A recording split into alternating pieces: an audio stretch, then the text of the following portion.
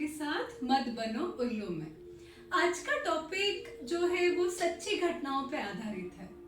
बहुत बार जब मैं मनी मैनेजमेंट में लोगों के केस स्टडीज को देखती हूँ, उन्होंने अपने मनी मैनेजमेंट में क्या क्या ऑलरेडी करके रखा है, जब हम उसके इनफ्लोस को, इन आउटफ्लो, कैश मैनेजमेंट को देखते हैं तो हमें ये पता चलता है कि लोगों ने अपने तरीके से सेविंग, इन्वेस्टमेंट्स की होती है और कहीं ना कहीं वो महंगाई से निपटने के लिए कुछ ऐसे प्रोडक्ट्स, ऐसे सर्विसेज में भी निवेश करते हैं जिससे उन्हें थोड़ा ज्यादा रिटर्न मिले। जैसे एफडी अगर 6% दे रही है तो वो चाहते हैं कि 8%, 12% से उन्हें वहां से रिटर्न आए। अब ये सारी चीजों को जब हम एनालाइज करते हैं और जब बहुत सारे फैमिलीज की केस स्टडीज हम देखते हैं तो हमें कभी कभी सरप्राइजिंगली कुछ ऐसी बातें पता चलती है कि लोगों को फिनेंशियल प्रोडक्ट और नॉन फिनेंशियल प्रोडक्ट में डिफरेंस ही नहीं पता। और इसीलिए आज का मत बनो उल्लू का टॉपिक है difference between financial products and non financial products. तो फिनेंशियल प्रोडक्ट्स होते क्या है? फिनेंशियल प्रोडक्ट्स यानी आप ऐसे प्रोडक्ट्स, ऐसे सर्विसेज ले रहे हो जिसमें रेगुलेटरी है, जिसमें रूल्स एंड रेगुलेशन भारत सरकार ने बनाए हैं। एग्जाम्पल के लिए सारे इंश्योरेंस कंपनियां, चाहे लाइफ इंश्योरेंस हो, जनरल इंश्योरेंस हो, इवन हेल्थ इंश्योरेंस, चाहे वो कोई भी कंपनी हो, चाहे वो LIC हो, चाहे वो HDFC हो, चाहे वो टाटा हो, बिरला हो, बजाज हो, कोई भी लाइफ इंश्योरेंस कंपनी हो, कोई भी हेल्थ इंश्योरेंस कंपनी हो और कोई भी जनरल इंश्योरेंस कंपनी हो, ये सारी की सारी इंश्योरेंस कंपनी का जो लाइसेंस है वो IRDA के अंतर्गत आता है। तो IRDA कौन है? IRDA insurance regulatory development authority है।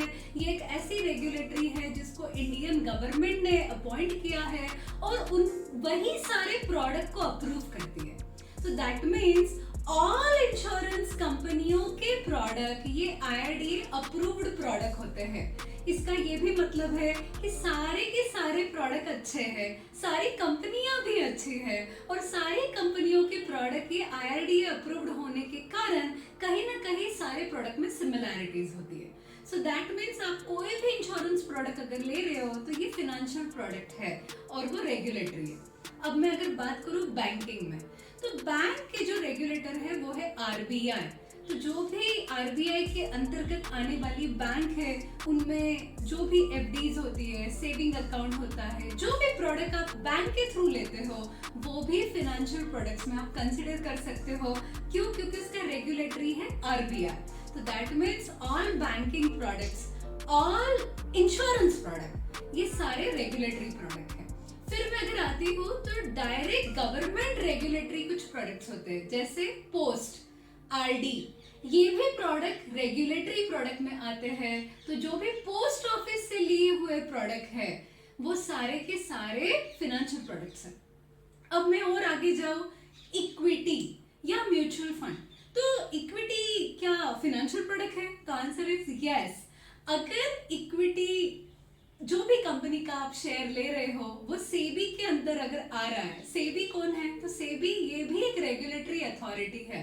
तो गवर्नमेंट ने इक्विटीज का, म्यूचुअल फंड का जो भी रूल्स एंड रेगुलेशन है वो सेबी ने बनाए हैं। तो that means all equity product, all mutual fund के प्रोडक्ट भी रेगुलेटरी अथॉरिटी के अंदर आते हैं और वो फिनेंशियल प्रोडक्ट्स में ही आएंगे। So that means equity, mutual fund, all insurance and even banking के प्रोडक्ट, पोस्ट ऑफिस के प्रोडक्ट, ये आपके रेगुलेटरी प्रोडक्ट है और इनको फाइनेंशियल प्रोडक्ट्स में आप डाल सकते हो।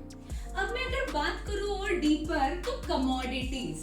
अगर आप पेपर गोल्ड ले रहे हो, अगर आपने सिल्वर या कमोडिटीज को पेपर पे लिया है, नॉट फिजिकल गोल्ड जो आप सीधा ज्वेलर से जाके लेके आते हो गोल्ड में, वो गोल्ड की बात नहीं कर रही हूँ, बट जो गोल्ड पेपर पे लेते हो, ETF के थ्रू लेते हो, तो वो भी फाइनेंशियल प्रोडक्ट में आएगा क्योंकि वो भी सेबी के अंतर्गत आता है। तो ये सारे फाइनेंशियल प्रोडक्ट हो गए। तो इनमें क्या रिस्क है? तो बिल्कुल इनमें भी रिस्क है। 6 टाइप की अलग अलग रिस्क होती है। इस पे मैं एक अलग से मत बनो उल्लू का प्रोडक्ट एक अच्छा वीडियो बनाऊंगी कि फिनेंशियल प्रोडक्ट्स में कौन से रिस्क होते हैं, हम उस पर बहुत डीप बात करेंगे। बट क्या इसमें डिफॉल्ट होने की रिस्क है? तो चांसेस बहुत कम है। क्योंकि ये रेगुलेटरी प्रोडक्ट्स है तो ये ऑटोमेटिकली डिफॉल्ट नहीं होते। अब नॉन फाइनेंशियल प्रोडक्ट्स कैसे होते हैं? सो एग्जाम्पल, अगर आपने कोई चिट फंड में पैसा डाला है, कोई पोंजी स्कीम में आपने पैसा लगाया है, कोई घर पे आपके आ रहा है और कह रहा है कि देखो ये बहुत अच्छी कंपनी है, वो आपको पेपर पर लिख कर दे रही है कि हम आपका पैसा 3 साल में डबल कर देंगे या 2 साल में डबल कर देंगे, तो आपको सिंपल एक सवाल अपने आप को पूछना कि अगर ये कोई चिट फंड है, ये कोई अगर पोंजी स्कीम है, ये कोई मल्टी लेवल मार्केटिंग की स्कीम है, तो क्या इसका कोई रेगुलेटरी है, जैसे कि आरबीआई, जैसे कि सेबी, जैसे कि आईआरडीए? अगर ये रेगुलेटरी के ऊपर वो है तो वो फाइनेंशियल प्रोडक्ट हो सकते हैं, बट अगर कोई रेगुलेटरी नहीं है तो ये नॉन फाइनेंशियल प्रोडक्ट्स में आते हैं। इनका कोई रूल्स रेगुलेशन नहीं होता, इसके अंदर कोई भी ऐसे प्रावधान नहीं होते कि अगर इन्होंने डिफॉल्ट किया, ये अगर आपका पैसा लूट के चले गए, तो आप झगड़ने के लिए किनके पास जाओगे? आप किनके पास जाओगे कंप्लेंट करने के लिए कि मेरे साथ लूट हुआ है या मैं फंसा गया हूँ? तो दैट मीन्स ये जो पोंजी स्कीम्स होते हैं, एमएलएम मार्केटिंग के जो प्रोडक्ट्स होते हैं, इवन ऐसे कई सारे प्रोडक्ट है मार्केट में जो एक आदमी आपको आके बताता है। एग्जाम्पल, अभी रिसेंटली एक इंसान ने कहा कि मैंने इन्वेस्टमेंट की है, तो हमने उसको पूछा आपने कहाँ की है, तो उसने कहा मैंने एक ज्वेलर को सीधा पैसा दे दिया है, वो मुझे 12% देता है। तो क्या वो ज्वेलर किसी रेगुलेटरी अथॉरिटी के अंडर आता है? तो आप आंसर दोगे नहीं, वो ज्वेलर किसी रेगुलेटरी अथॉरिटी के अंदर नहीं आता है। तो वो ज्वेलर एक प्राइवेट लोन की तरह आपके पैसे को लिया है। तो इसमें क्या रिस्क हो सकती है? बिल्कुल इसमें रिस्क हो सकती है। अगर वो इंसान की डेथ हो जाए तो पैसा कौन लौटाएगा? अगर उसने हाथ खड़े कर दिए तो आप किसके पास जाओगे कहने के लिए कि मेरे पैसे डूब गए? तो ये नॉन फाइनेंशियल प्रोडक्ट की रिस्क होती है। तो फ्रेंड, रिटर्न्स चाहिए, सब कुछ चाहिए, बट रिटर्न्स आ कहाँ से रहे हैं? ये आपको बहुत शांति से अपने आप को सवाल पूछना है कि अगर मैं किसी को पैसा दे रहा हूँ और वो मुझे 10% से, 8% से, 12% से, 20% से पैसा अगर दे रहा है, तो वो क्या कर रहा है जिसकी वजह से उसको 20% मिल रहा है या उससे ज्यादा मिल रहा है?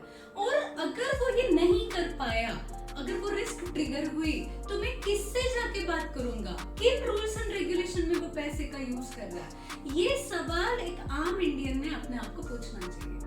तो एज अ फाइनेंशियल एक्सपर्ट मैं यही कहूंगी कि फाइनेंशियल प्रोडक्ट्स बेटर अच्छे हैं, क्योंकि उसमें कोई रेगुलेटरी प्रावधान होते हैं, रूल्स रेगुलेशन होते हैं, कोई गवर्नमेंट अथॉरिटी है जिसने वो प्रोडक्ट को डिजाइन करते वक्त उसमें रूल डाले हैं, उसमें जो भी रिटर्न्स आते हैं, जो भी इक्विटी में जो भी रिटर्न आते हैं, म्यूचुअल फंड में जो भी रिटर्न्स आते हैं, इंश्योरेंस की पॉलिसीज पे जो भी रिटर्न्स आते हैं, ये कहीं ना कहीं थॉटफुल रिटर्न्स होते हैं, क्योंकि वो किसी रेगुलेशन के थ्रू आ रहे हैं। बट बिना रूल्स रेगुलेशन के अगर कोई आदमी आपको रिटर्न दे रहा है, तो ये हो सकता है कि उल्लू बनने के तरफ एक जाने वाला रास्ता हो। तो आपको बहुत गहराई पे इस टॉपिक को देखना है और financial product versus non financial product को देखते हुए आपको आपके पैसे को सेव या इन्वेस्ट करना है।